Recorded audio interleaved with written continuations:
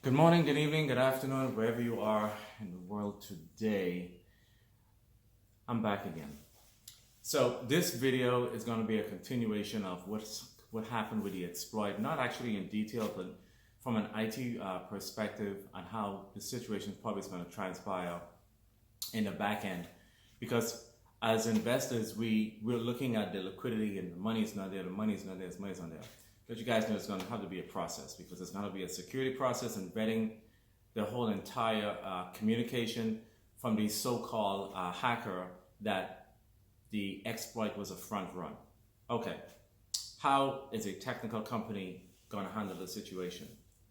Now, Safemoon is a tech company, and as we do know, there's an ITIL process, which means that if there's any changes that needs to be done to a production environment, it has to go through a phase where it has to be tested by a UAT team, and those tests have to come back with minimal risk, okay?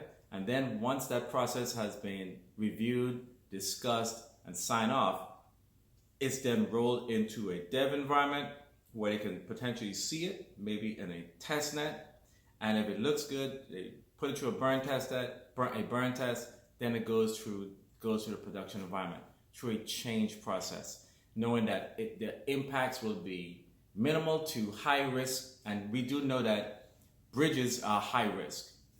Now, what's going to happen in the background? We know that at some point the liquidity will be injected. Okay, that's mandatory because they know that the investors are, there's stuff going on Twitter. There's a lot of negative things saying about Safemoon. Of course, people will be taking advantage of these situations to talk negative, to sway your mind to go ahead and invest in their projects. The irony. Stay with Safemoon. Now, John, most likely, and obviously as a CEO, is frustrated.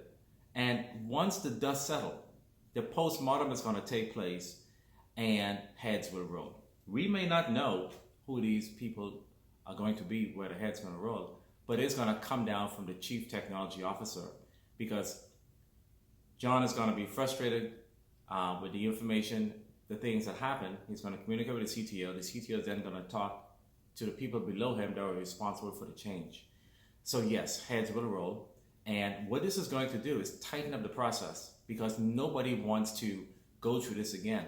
And I truly believe that after this entire postmodern process and part ways, the company will form and even get stronger. It's like a broken bone.